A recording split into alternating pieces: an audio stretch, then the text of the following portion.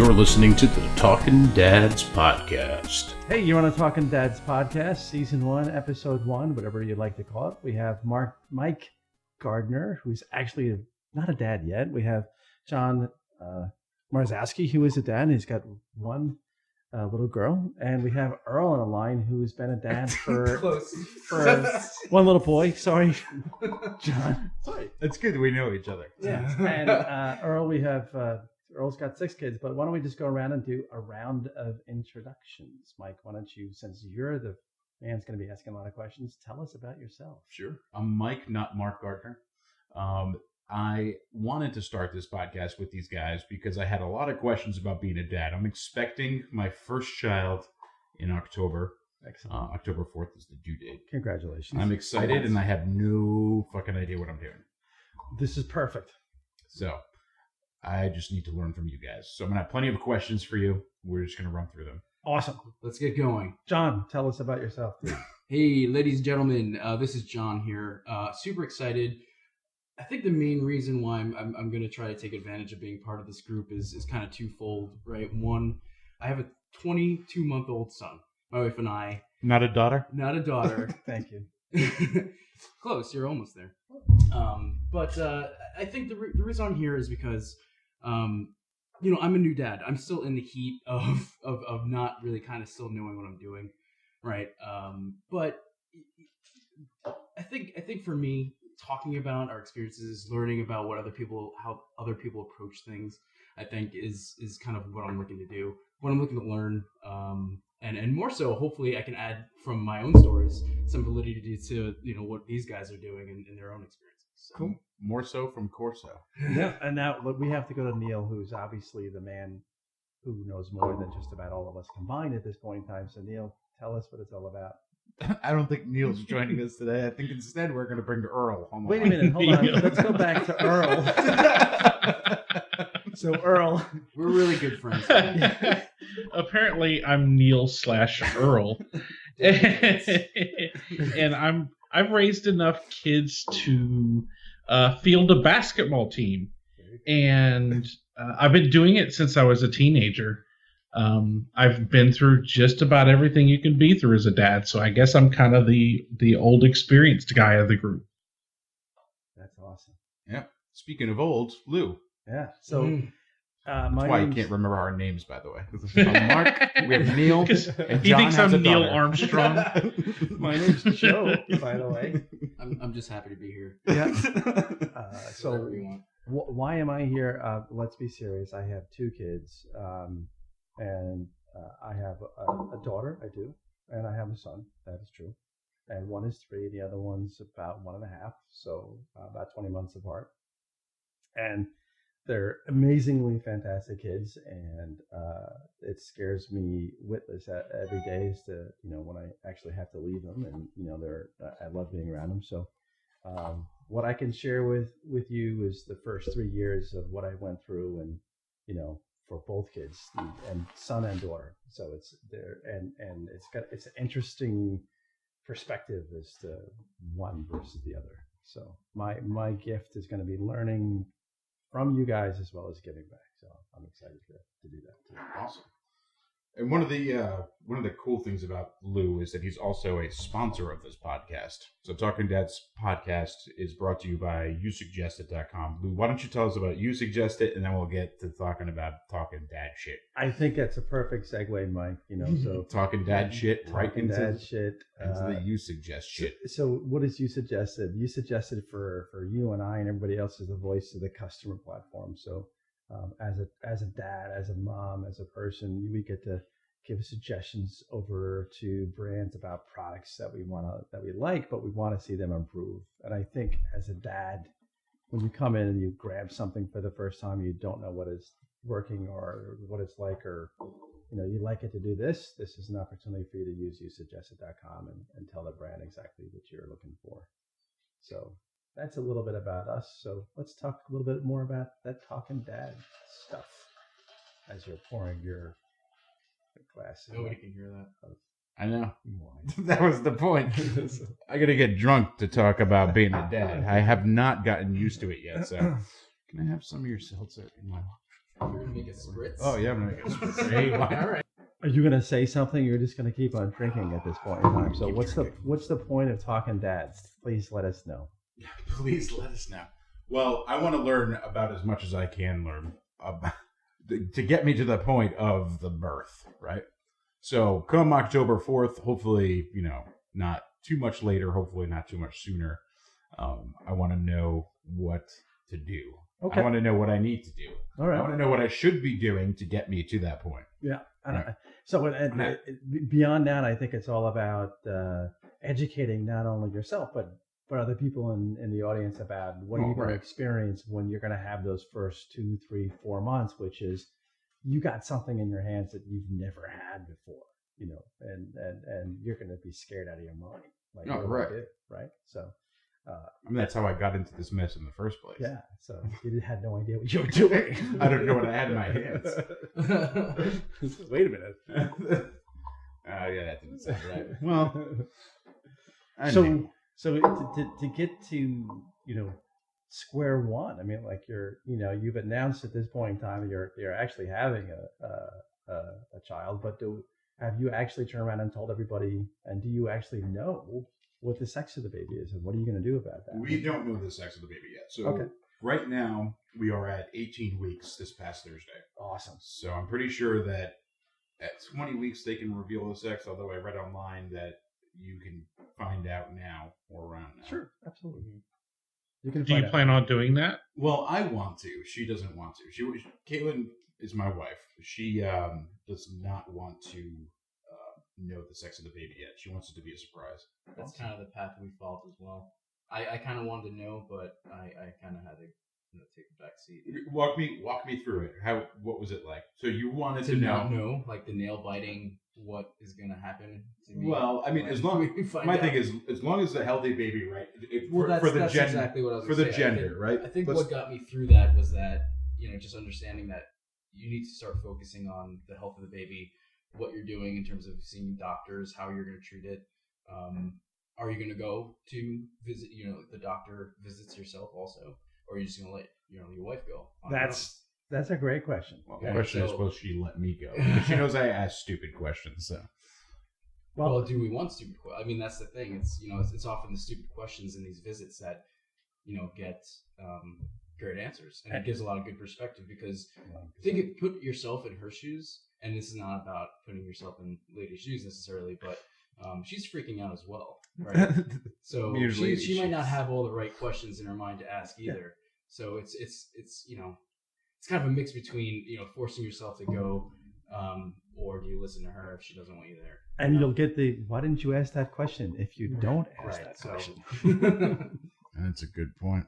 Well, so far I have not made it to one of these doctor's appointments. Well, I would change that if you possibly can. Mhm. Yeah. Or at least help create some questions that Caitlin could ask, Right. or things to think about, and try to play a part in that way. Well, Because- as you get closer to the birth, like it becomes more important for you to be there to understand what's going to happen after the baby's born. Because after the baby's born, you think the doctor's visit's going to slow down. They're not. You're going to have to be aware of everything you've got to do at 30 days, at 60 days, at 6 months. And they're going to start going over all that with you very soon. And you need to be prepared for that. Yeah. One of the things you're going to actually have to choose is once you start, you got a little ways to go, but you're going to figure out like very soon, like where you're going to take your kid to the doctor. And that's going to be your first thing. Going to be like, what? I have to take him to the doctor? That's a Like good the point. next day when I bring him home? Can I, Right.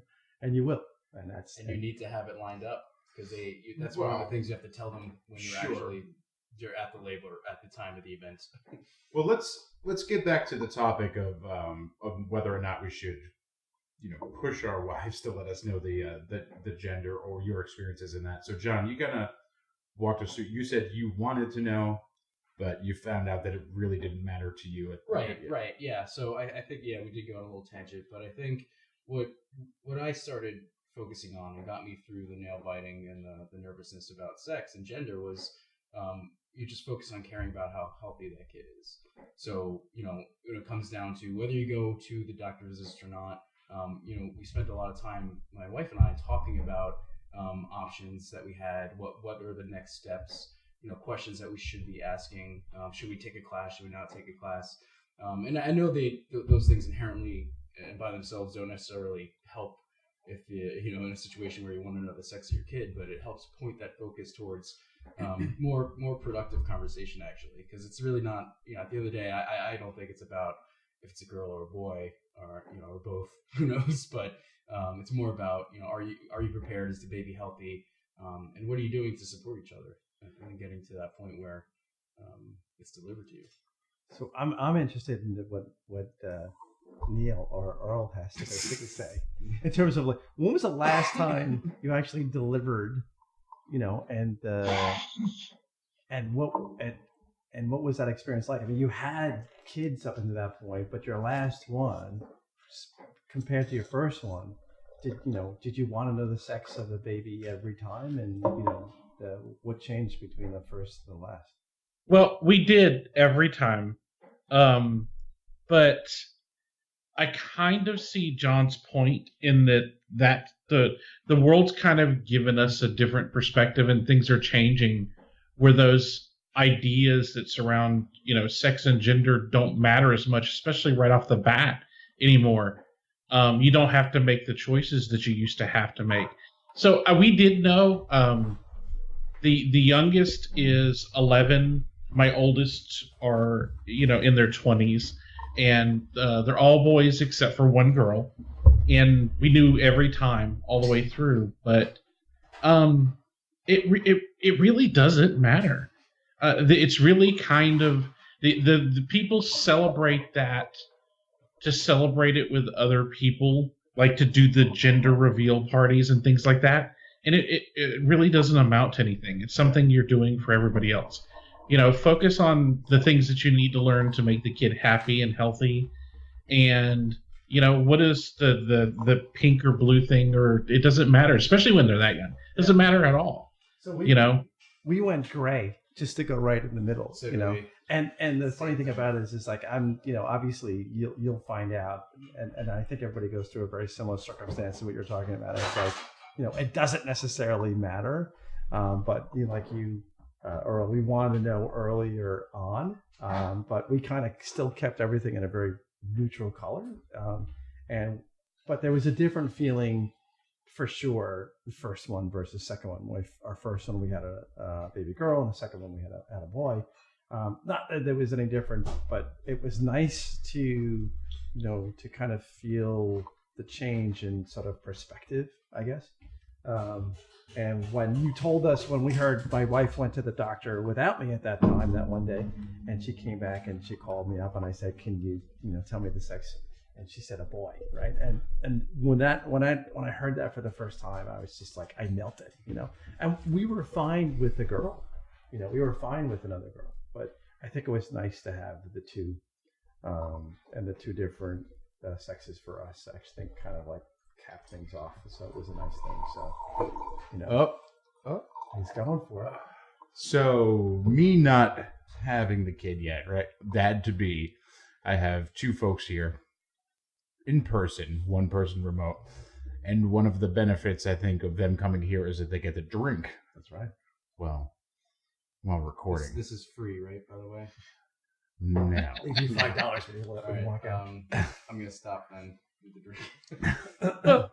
One of the things about the gender specifically, well, there's two things, I guess, 2 points, is one, it actually revealed more about the people around us than it did what we wanted to think of learning about what the sex of the baby was, because we found so many people started poking their nose in our business to find out. It's a really odd thing that when you're having a baby, how many people feel like they can intrude, on, right. and they are entitled to knowledge about your situation. Right. And actually, I've been noticing that a lot, and it's getting really, really annoying. It's worse for the mother. Strangers will come up and try to touch their belly. Yeah. And It's gonna be a boy. Just well, just Friday, Caitlin works and does these after school programs, and there were all these students asking her all of these pretty annoying questions that are way too personal, like, oh, how did it happen? Oh, did you take a pregnancy test and things like that? That's like, well, are you sure? Obviously, you're pregnant? like, how personal can these people get, or how much can they actually invade your personal space? What should we allow, and what's a good way to handle that? Well, me as the father to be, everyone asks me questions. I'm like, well, obviously we got to it, Well, that's kind of disgusting. Well, I'm not getting into that. Come on, I'm not going to get into the details, but yes, if people ask me that question, I don't feel annoyed. But obviously, if people ask Caitlin that question, it's like kind of an invasion of privacy. How have you guys handled that sort of stuff? Do you punch people in the face? Should I've had some pretty awkward confrontations with people over it. Pretty similar to Earl.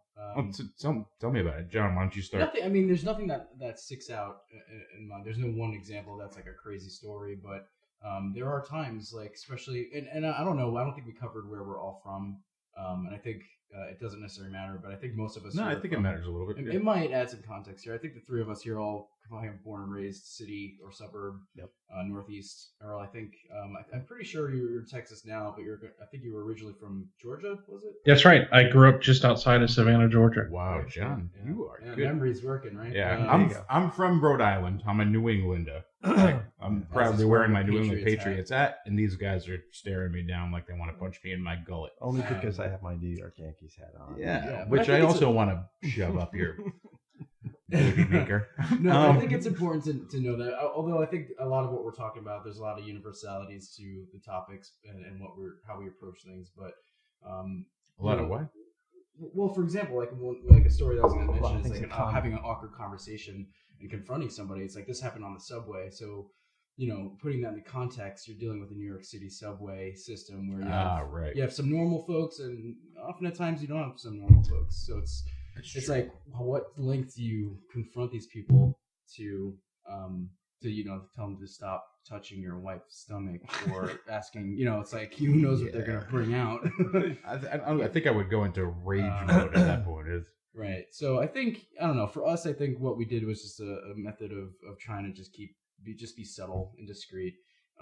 There's a couple times where, we, I would have to tell people like, shoot, we don't want you to touch, please don't, come near us. But, Did you say please? Yeah, I did say please. Because, again, you don't know how these people interact. These people are crazy enough in the New York City subway to go and touch their hand on some woman's body. I haven't experienced it firsthand for my own wife, but my sister-in-law, because we worked at the same company, she would take the subway with us, and people all the time would go to reach for her stomach, where I would stand there and be like, "Are you out of your fucking mind? What's going on here? Like, what the fuck is wrong with you?" Well, that's what I want to say, right? But I don't know. I always try to take. Well, I feel like that's what I would say, right? Well, but that's how. And in the situation, I have not found myself in that situation. That's good. I can definitely tell you, my wife had interesting experiences. I'm not privy to them, and if I was around her at any given time, I would create a perimeter of protection, is what I call it. The pop. the pop. I like protection. That. Perimeter of protection. You usually stand in front of her and wrap your arms around her or something like that. But or you stand over in a corner and you face her towards the corner. Yeah. Kind of what I was trying to lean to. Make her feel more comfortable. The fact that it all depends on what time you're giving birth and what if it's a summertime and you're actually now the last trimester, you're wearing less clothing, it's a lot more revealing. My wife gave birth to our first to our daughter in January, so she went through the last trimester wearing big heavy clothes, so nobody really even knew at that point. So it was a lot easier. It's a lot easier because you're wearing a big jacket, nobody knows you're pregnant at that point in time, as opposed to middle of the summer when you're it's 90 degrees out and 70% humidity. Right. So we got through the idea of what is it going to be like for the awkwardness. We got through the feeling of what is it going to be like to know the gender of the baby at that point in time, and those are, I think, sort of the biggest questions you're going to handle with your family and your friends and people that you're getting across. And especially in like the second trimester when it's really kind of like knowing. Well, that's what I'm in now, right? Yeah. 18 months. Yes. The second trimester. 18 months. Weeks. 18 months. Yes. It's just not a whale, for God's sake. All right. Keep it down, Neil. All right. Neil. Yeah. Yeah. No, it's fun. A lot of this is fun. A lot of the learning experiences are fun. Like finding out how big your baby is now. What have you learned That's about cool. that? That's actually kind Yeah. of cool. Well, tracking that sort of stuff, right? But my wife, she uses the Pregnancy Plus app that sends you a lot of these notifications. It's like, Your oh, baby's now this the size week of a your baby is pineapple. the size of a Skittle. That's right. And then, like, right. next week, it's like, oh, and now it's the size of a pomegranate. It's like, Yeah. what the fuck happened? How did it get that big? And then you go to a Yeah. kumquat. Yeah. Well, my favorite one is just this past week for 18 weeks. Is the Nintendo controller. It actually said it was the size of an NES controller. Oh, there you go. And I was like, well, I never got that. Mine was all fruits and Yeah. vegetables. Yeah. Yours is a banana. Because, Hey, I mean, you come from fruits screw and you, vegetables. banana. Yeah. Oh, no, it's the size of a banana. So it's oblong Yeah, and shape it's of really- curved. It's like, what? How does it change? Like Yeah, that? what the You know? fuck? And the thing looks like an alien at the beginning, from what I understand. The interesting thing, and if you're talking about like the way it's going to look, and this is an interesting perspective from probably Earl's perspective until now, is especially if you've got kids in the 20s.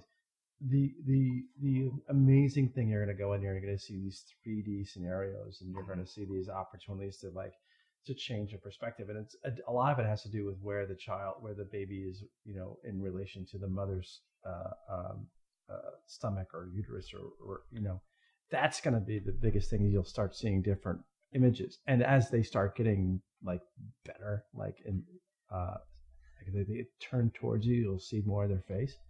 But it's really impressive as to like how they can basically do that at this point in time. But I mean, I'm interested in, Earl, how did you go through that first one 20 years ago? And what was that like? Oh, it was night and day. It was incredible to see the difference in technology between the first one and the last one. And I can't even imagine it's, in the 10 years since the last one, how much better it is now. Yeah. Just thinking about how much cell phones alone have advanced.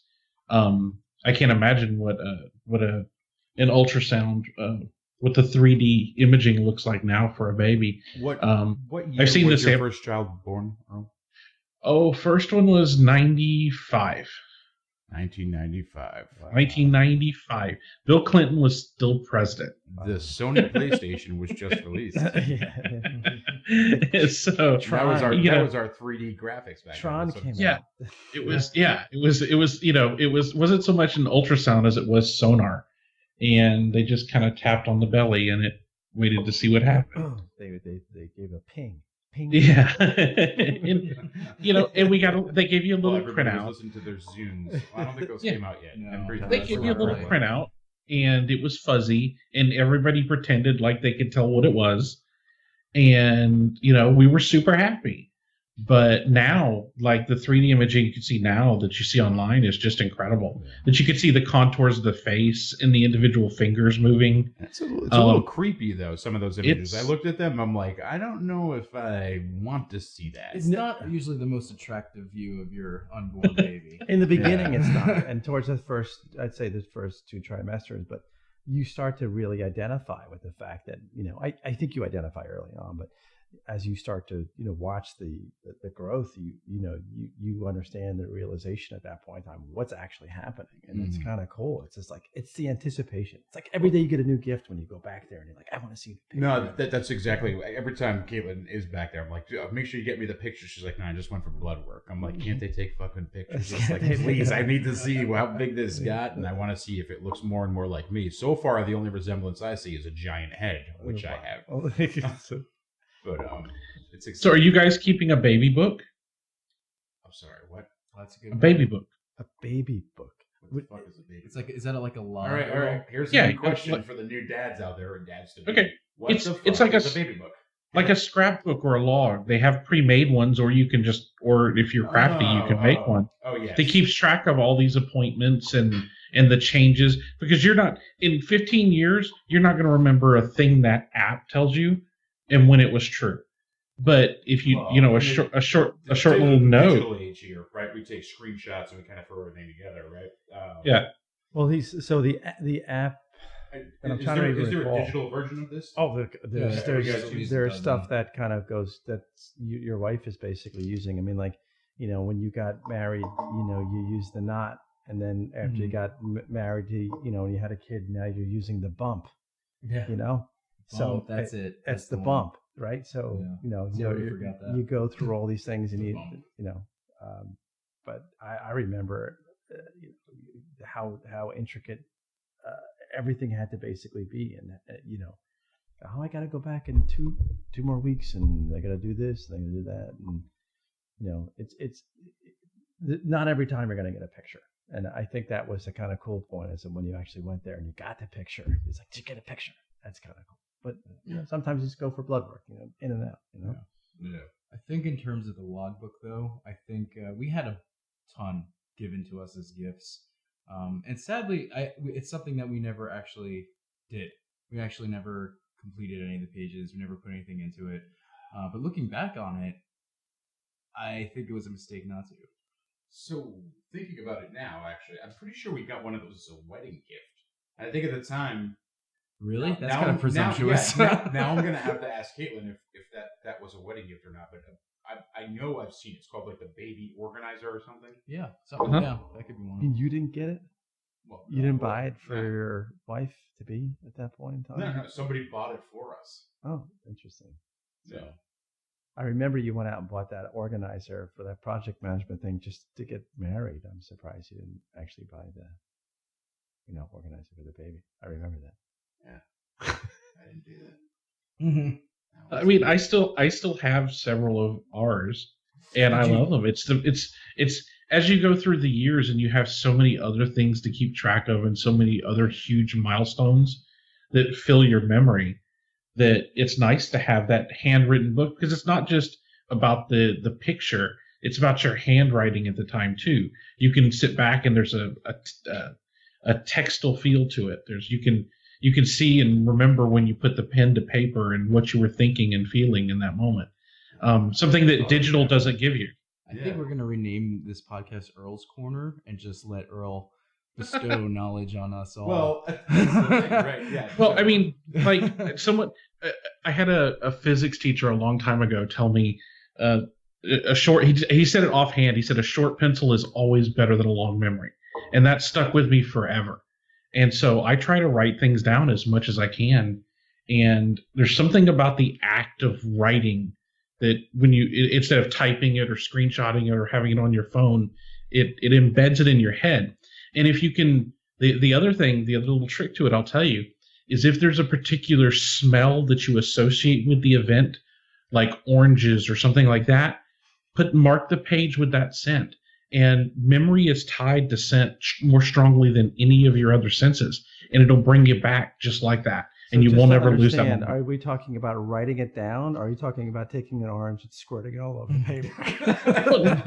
No, what I'm saying is, say for example, you had something, and we'll just use the orange, right? You take a little orange oil is cheap. You take a little orange oil and dip it on the corner of the paper, and that page smells like an orange. That's a good one. And it'll trigger the memory. It is. I like that idea. Unfortunately, if you happen to smell shit, you don't want to smear that on the paper. Particular day, the day I found out. I'll skip this journal entry. Hey, that reminds me of mustard. Oh, mustard. Yes. Smear that all over. It's Better than the alternative. Some street meat. Some Actually, that would halal. be actually kind of Halal. good, It's got to be halal. Yeah. Give a rundown of street meat, because we're gonna have listeners from somewhere that don't understand what the fuck street meat is. Oh, come on! How could you not understand what street Cart meat is? meat. It's if you would New York City, anywhere in New York City, and you happen to run across how do you think I got so fat? I mean, I know what it is, but a cart that's serving like not falafel. It's Serving Christmas cards. Gyros or Gretchen's on me. gyros or regular street meat. You know, it's the kind of stuff that tastes awesome, but the next day you're just realizing why did I eat that? You know. No, I know. See- I had that question every single time I had it. See, that's a local term for y'all because I had no idea what you meant by street meat. See? Oh, yeah. There's nothing like we have taco trucks and food trucks. Oh, we have those too. but Yeah. but you're right. But the idea of the proverbial hot dog vendor or hero vendor on the street just doesn't exist here. Right. And there's some people are like, what the fuck is a hero? Like, am I going to get Captain America on a bun? Like, what's going on? A hero is Well, a sandwich, right? That is a sandwich. Yeah. Yeah. So it's a grinder. No, it's not. A grinder is a fucking A sandwich. grinder. A grinder, And meatball something grinder. A grinder is an app, sir. Exactly. Exactly. Thank you. Wait, We're what, getting off what do you topic. mean it's an app? Wait, hold on. Grinder should not be. I don't know where people came up with such a silly. I say silly. You know. What, name for a sandwich? Name You'd for a like hoagie so much better? 10 times. Oh, yeah. Hoagie. Submarine That sandwich. sounds good. Hoagie or a hero. Yeah. Oh, Or yeah. Hogan's Hero. Or grinder, which apparently is an app. What kind of app is a grinder? What is that? It's Obviously, Mike, you need a lot more information about I think how we you need more actually- podcasts, Mike. It's a different. That's a different podcast. different podcast altogether. it's like Tinder, Mike. You should check it out. It's what you wish you did at your. I think in it's your free to sign third up, at the so. end of the third trimester, and you haven't delivered yet. All right, I'll sign up. My name's Mark That's a good one. and Neil. You're going to be real popular. So sir. I'm guessing that this is not. It's some sort of sex app or something. If it's like Tinder, it's like swipe right or left, but only for dudes. Is that what it is? Yeah, exactly. Yeah, it's Okay. only for dudes. You know? Yeah, I have no all right. idea. I'm not signing up. Anyway, Grinder's also a sandwich. I'm sure there's not an app called Hoagie, unfortunately. So you guys got me. So fuck off. Yeah, thank you. You know, Grinder's a sandwich, and you can get a chick with it too. What do you ever thought about? Well, chick. I don't know. See, anyway, regardless. That was a The fun fuck were we tangent. talking about? Oh, the sex of the baby. We finished that. I know we finished that. We went through We're the, on to the scrapbooking. awkwardness. We were on of the touching. scrapbooks. We're on the scrapbooks at this point in time. All right. Keeping the memories while you're actually going through this entire thing. You know, do you want to? Are you actually ever going to go back to that particular Well, time? the question So- is, right? I mean, so John, you have a 20-month-old. Lou, your oldest is 2, 3, Three. and Earl, your oldest is 20-something, correct? Correct. Have you ever referenced back or like had like walk a trip down memory lane with your kid at that age, looking at these sorts of things, or is it more focused on like the after you're born pictures and stuff? There were other sentimental things that we did that we visited with the kids, but those baby memories were actually for us, and we have revisited them, especially as they get older and they start to move out into their own lives. You find yourself becoming sentimental, and thinking about those things, and sometimes you go, I can't remember what were we doing then, and you look back, and that's why the book is helpful, because the book it's not a collection of random junk. It's very specific, and so it's some things that you can go back. Well, what were we doing when the month she was born, and what were things like? And it because the really good books don't just focus on the specific baby events. It's stuff that's going on in your life or in the world that you can make note of too, that kind of bring you back to that moment. So yeah, I mean, I've absolutely looked through them again, and I was 100% glad I did it. I never once. At worst, it would have just been a small amount of wasted effort, right? So I wasted a couple of hours and put some stuff in a book.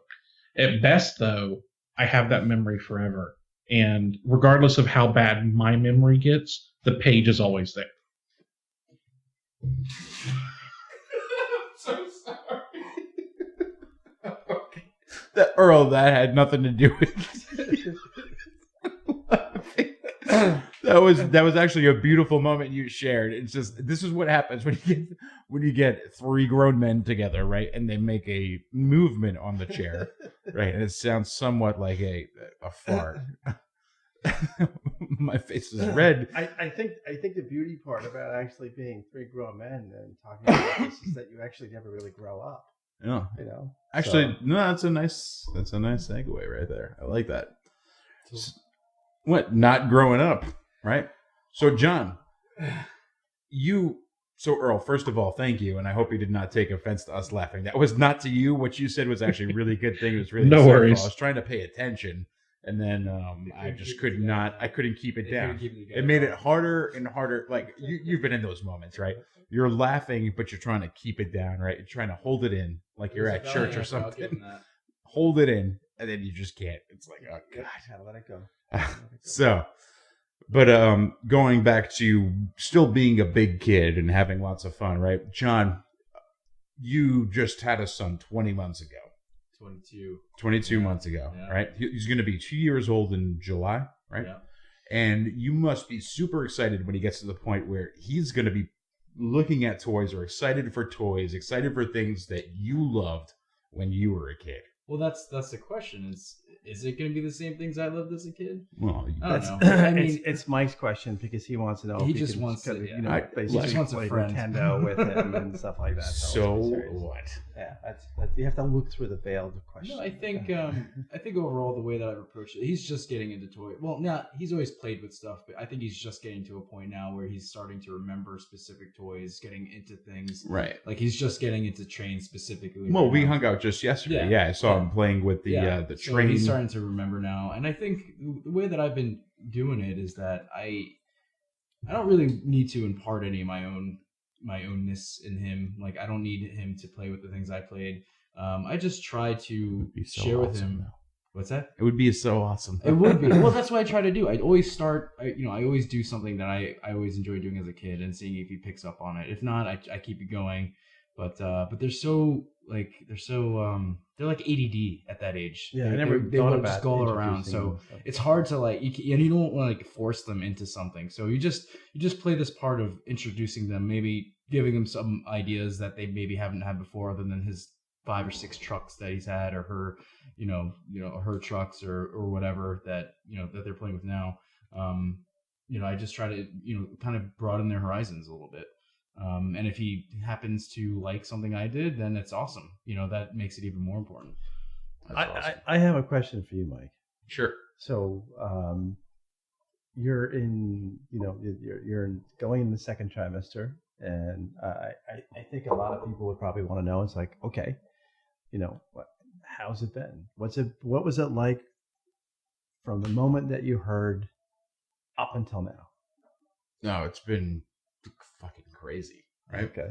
So, from day one, it was like, holy crap, I need to become an adult, right? I mean, everyone, you're 18 years old, you become an adult, right? With 21, now you're an adult who can drink. 25, you're an adult who can rent a fucking car.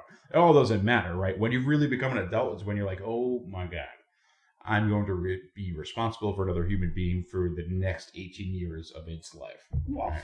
Potentially the next 21 or 25 or 38 years, depending on who your family is, right? And that's what scares me. That's what's crazy, but that's what also makes me very excited too. So it's been very exciting, very nerve-wracking, right? I don't know. It's What just has a huge mix of changed emotion.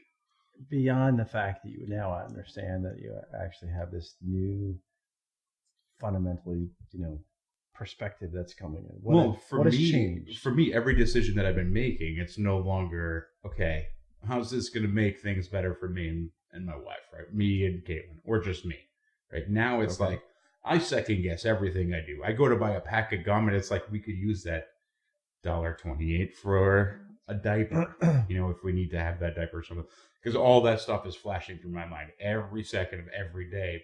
It's not a bad thing. It's not like okay, my life now sucks because that's all I have to think about. But it's actually a pretty exciting thing. It makes me feel better about the decisions that I do make, right?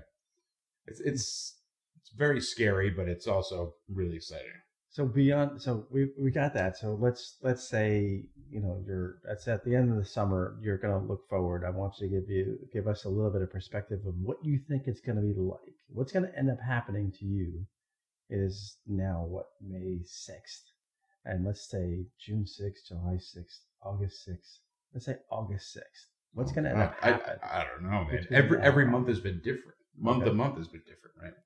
and things have been getting more and more serious every month. I don't know. I couldn't tell you. Okay. What? I guess the closest person to it would be John. John, how was it going closer and closer to the due date, the delivery date? Like, what were the thoughts in your mind? Like, 5 months out, 4 months out, 3 months, right? Like, how did your perception change? Like, I think in reality, I just got a lot more scared. Yeah, I mean, it sounds silly, but it's true. No, I think it's terrifying in a good way, maybe, but it's still terrifying. And every month that passed, it was a month closer to it being a reality. So I think really every month is different, like you said. Like, things change, baby's changing, especially if it's your first time. You're learning new things. You're learning about the development of the fetus and the whatever. But I think what changed for me is the amount of time I've spent about am I ready, in terms of, are we ready? Are we ready to accept this responsibility? Because you don't really have a choice anymore. yeah. And I just spent a lot of time going through the checklists. We made Lauren and I made like lists of things, like thoughts that we had about what we needed to do, how we needed to be prepared. And for me, the biggest thing that changed as we approached that due date was how many times we went through that list every day, and how many, like, what are we missing? You know what I mean? How, like, we started reaching out to people we knew with kids more, and just spending more time trying to figure out if we're ready. So I mean, honestly, that's probably the only thing I remember, is just being more terrified. Well, I mean, that's the crazy. I know Caitlin has an organized list. I'm not very much of a list guy. I'm not so good at keeping track of things sometimes, right? I'm good at doing I think stuff. it's less about the list and just the amount of time you're going to spend on thinking about that. I mean, it's scary. It's exciting. But that'll bring us to our next week's episode, right? So our plan here... Our kid was ugly. What next? Oh, come on. Our kid's never going to be ugly in our eyes. Babies are never ugly. Because I think I'm handsome. If my kid looks like me, I think my kid's handsome. But Lou may think that I'm an ugly bastard. Well, right? I think may think that my child will be ugly. There's a good reason why we're actually doing this over a audio line as opposed to, Right. Right. I mean, we could do video episodes, and you guys would be like, that guy is going to have an ugly motherfucker. Or the other way is like, look at those baby blues, right? Yeah. I got these baby blue eyes and big rosy cheeks. I look like a giant baby with a beard, right? That's it. Hopefully my baby isn't a giant baby with a beard when it's born. Fairly accurate description, actually. Yeah. So, Lou, I wanted you to talk a little bit more about You Suggested, how we plan to use You Suggested in our world here, right, on our website, which, by the way, www.talkindads.com. And again, if you want to support us, make sure you visit our Patreon page, patreon.com/talkindads. We're also on Twitter at Talkin Dads. And we're also on Facebook, facebook.com/talkindads. We have a Facebook page set up. But Lou, why don't you tell us about the You Suggested experience on talkindads.com? And then I think we're going to call it a week. Sure. And we're going to set up for next week's episode. I think the best thing for us to do on Talkin Dads on the You Suggested experience is to start really kind of putting up material or information or product that, we're going to run across in the first, 3 months, 4 months, 5 months, 6 months of when you become a dad, and maybe just before you become a dad. Like, what are you going to want, and right. that type of stuff. And I think if we start to put information up there like that, like, get used to this, and you'll see that. And then what other things are there? What other services you basically have? So, we can actually, as a team, kind of contribute to information that could potentially be up there that we can share with the listening audience. Topics, ideas, anything to get Mike kind of off the hot seat a little bit as well. Yeah. I know Mike's here to learn, but every week just putting him in the hot seat as a new dad alone is probably quite intense. So, well, I need to know. Am I asking the questions that's on everybody's minds too? Right? Exactly. These why dads you to suggest be it's happening. Are you guys thinking about the same things that I'm thinking about? Or are you guys thinking like, oh my God, this guy is a moron. He has not thought about X, Y, Z. So to that, let's take that forward and say www.yousuggested with a U, suggested.com/talkin, TALKIN dads, right? Yep. So we'll put that out there, and we'll ask for people to come up with ideas and things that we should talk about during one of our podcasts. That'd be perfect, right? That'd be a huge help to us and a huge help to you guys. Anything, guys, products, things I'm not thinking about. Anything. Conversations that we should be diaper talking about. genies, which apparently are a thing that everybody likes to laugh at me for when I question it. However, What we laughed at you for was the idea of having a regular pail versus an actual, just a sneak That could be a preview. whole Yeah. episode by itself. and also that episode, like we were talking about, like what things you want us to talk about during here that are going to be kind of, important, like. What thing did you want to know about before you actually had your baby? Oh, right. That somebody didn't tell you that, and I have a perfect story, and we're going to hold off on that story until, maybe Till next week. second or third episode. So yeah, perfect. Perfect. So again, Lou, that's yousuggested.com. That's USUGGESTIT.com. .com, yes. And Right. we'll make a // Talkin Dads. TALKIN Dads. Yeah. Right. Awesome. Again, visit the Patreon page if you guys want to support us, patreon.com / Talkin Dads. We'd love your support. Obviously, you don't have to, but, it'd be nice to get some monies so we can buy some shits to talk about for you guys. We can do some more things and have a better board. A better talk, better mixer board, or perhaps 2 microphones, because I took a picture of Lou and John smushing face right next to that microphone. I've quite enjoyed it. Thank you. So, Earl, any last words? Any final comments for this week? Since you are the man of wisdom, you are the most experienced father out of the 4 of us. Tell us, what do you have to say? Desitin, buy lots and lots and lots of Desitin. The purple, not just the light blue. Purple's way more cost effective. To find out what Desitin is, tune in next week to the Talkin Dads podcast. Ladies and gentlemen, thank you for tuning in, listening to us. I'm Mike. I'm Lou. And John. And Earl. All right, we'll talk to you later.